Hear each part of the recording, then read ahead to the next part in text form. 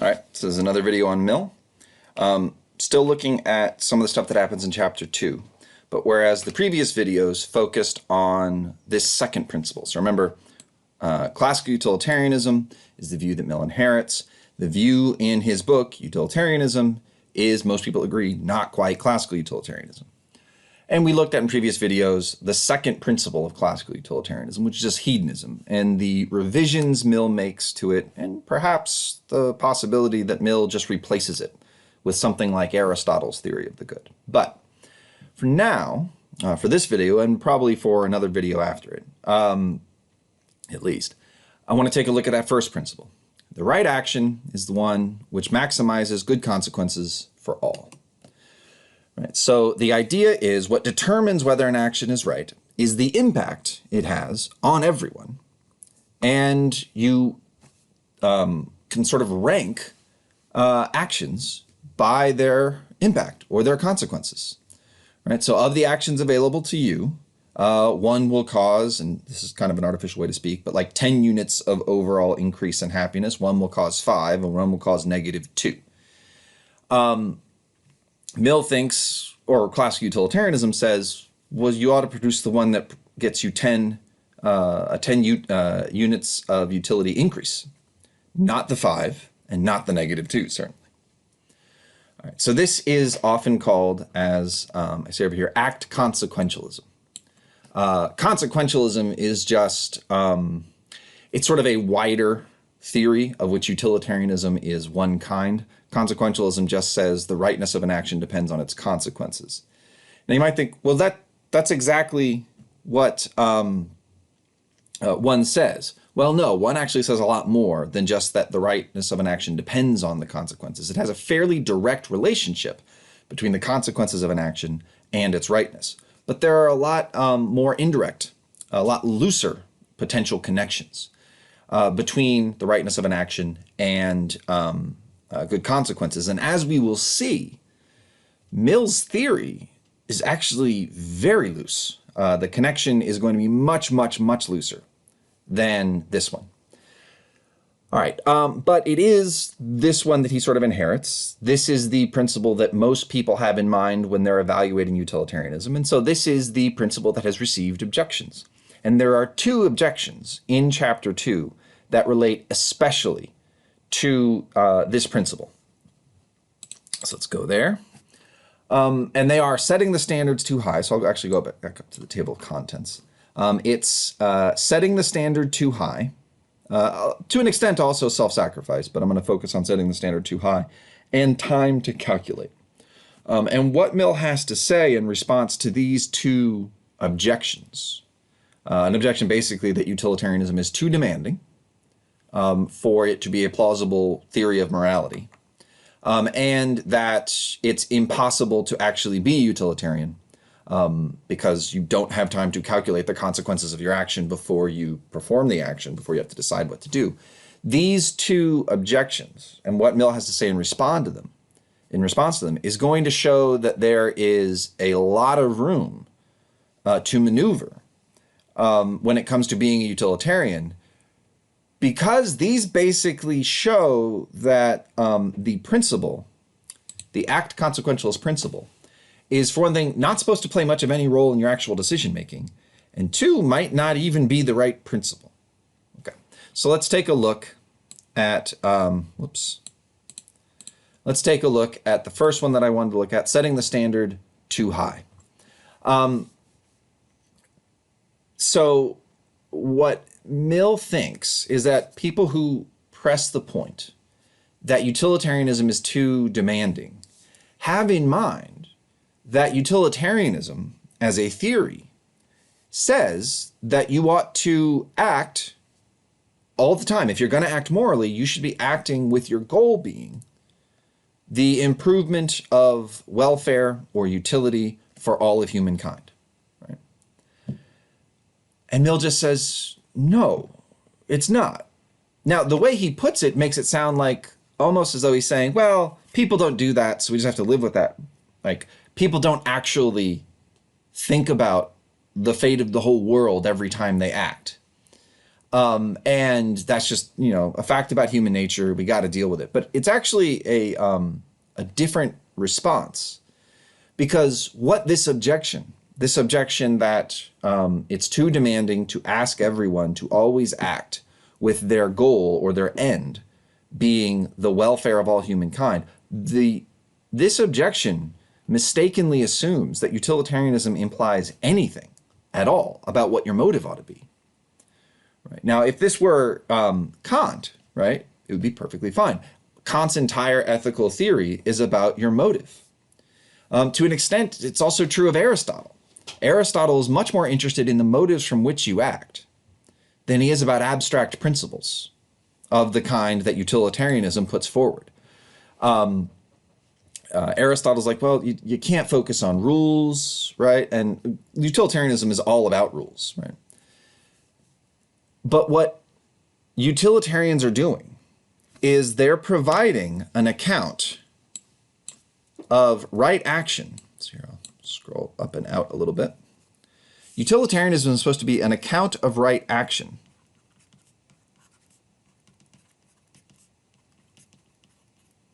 Not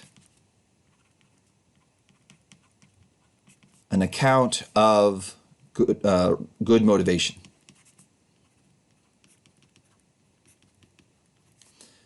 What all the theorists prior to Mill have in common, Plato a little bit less so, but still to a significant degree it's true of Plato too, but it's entirely true of Kant. It's true to Aristotle to a great extent. What they have in common is that they want to get clear on what a good person thinks like. How does a good person, a morally good person, view the world? What approach do they take to the world? Right? They want to try to get inside their heads. Now, for Kant, that's because he thinks that's the only possible source of moral principles, is looking at the motivations, the maxims of a person when they're behaving rightly. Right? That's the whole procedure in Groundwork Chapter 1, for example. But for Aristotle, it partly comes from the fact that he doesn't think ironclad rules are available. And so a lot of what you have to do in order to get an idea about how to behave is think about, well, how do good people do it? Right?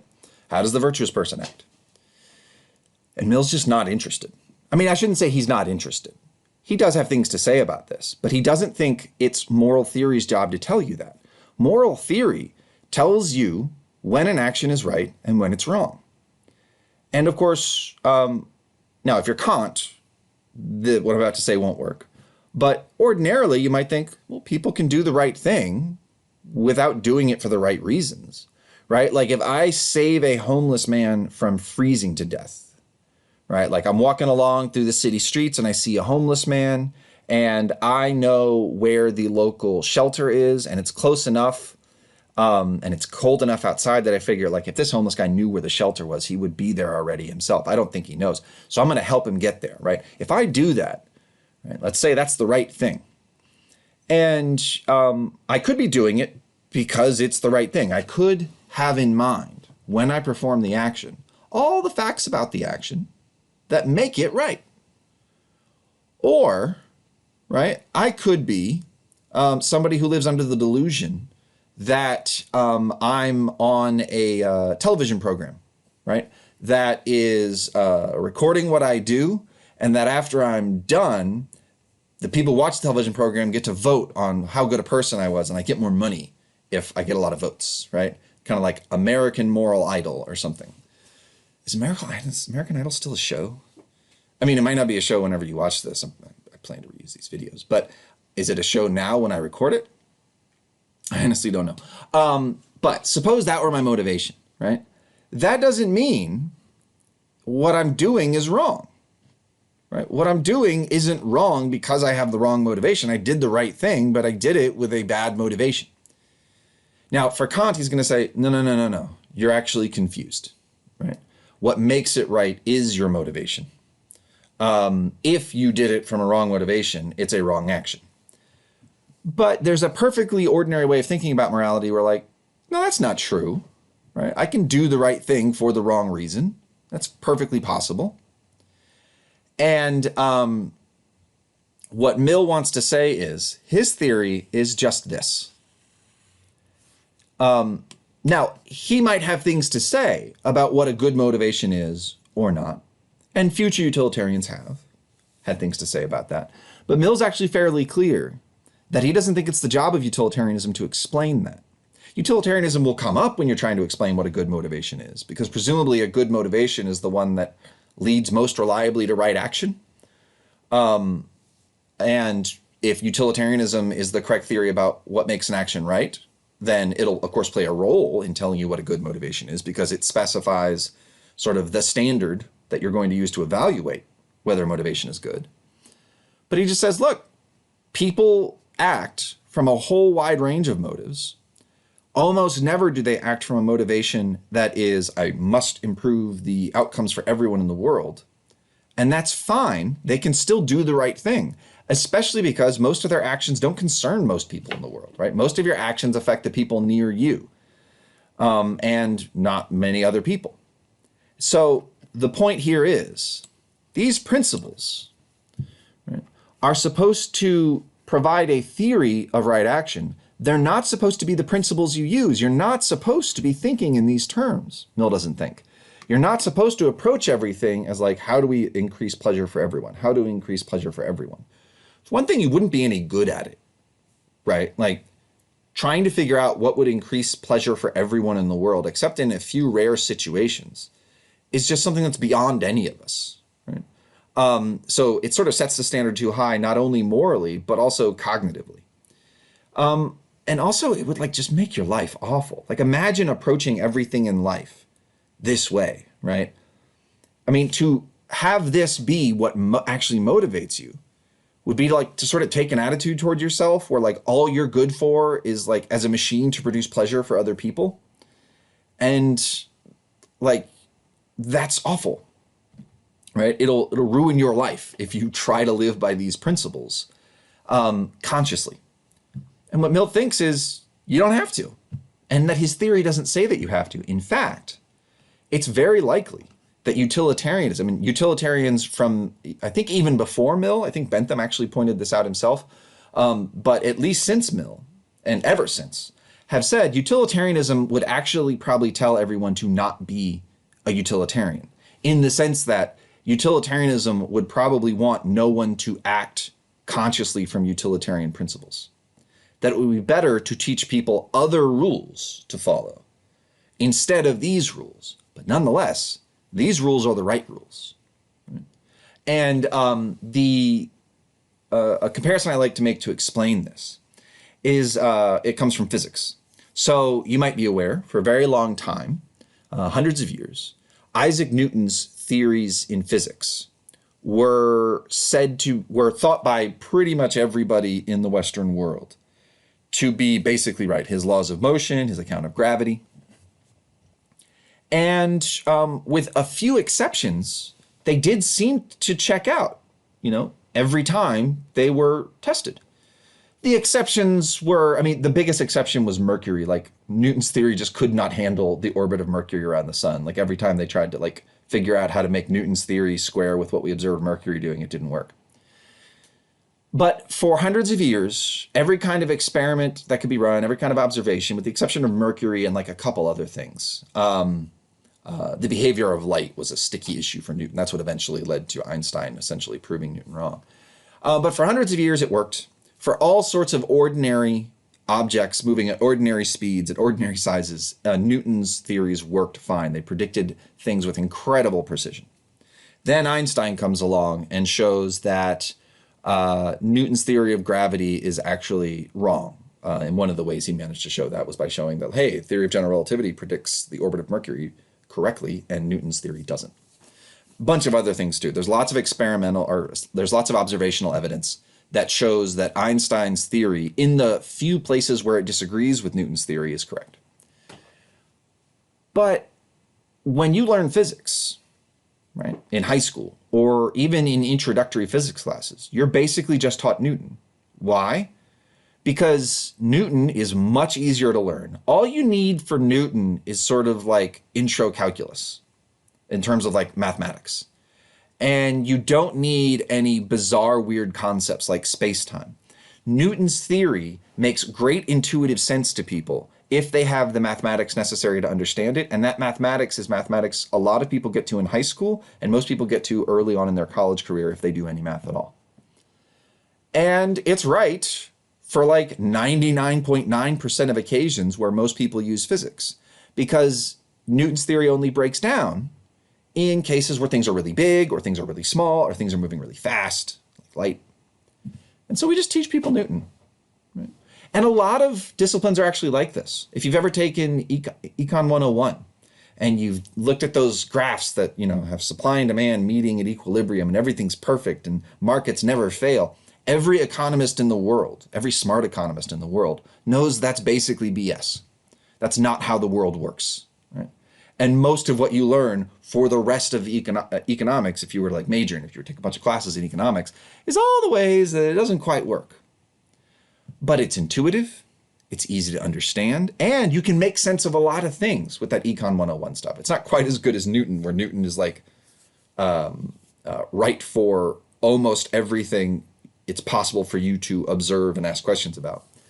But still, we teach people principles that are strictly speaking false, that we know break down in certain extreme cases. But because most people aren't ever going to be in cases where that matters, it's fine that they have those principles. Mill's fine with people absorbing, learning, adopting moral principles, like, for example, the Ten Commandments, that Mill thinks break down in some cases. They're not really the correct principles. The really correct principles are the principles utilitarianism has. But it's fine if people act from them. Right? So your motivation doesn't matter, according to Mill, at least in this sense. He thinks utilitarianism has the correct moral theory, but you don't need to act from a belief in utilitarianism. You could be someone who rejects utilitarianism wholeheartedly, and Mill is still prepared to say you probably do the right thing a lot, or maybe even most of the time. So that's one way in which he sort of backs off this principle. He doesn't back off of it at least in this part of the book. All right, the setting the standards too high section of the book. He doesn't back off of it in terms of it being a correct moral principle. He backs off of it in terms of it being the principle you need to have in mind when you act. All right, the next video, because I'm going to cut this video off here, will concern the time to calculate objection. And Mill's going to introduce some issues that are really, really, well, a lot more complicated than the stuff covered in this video.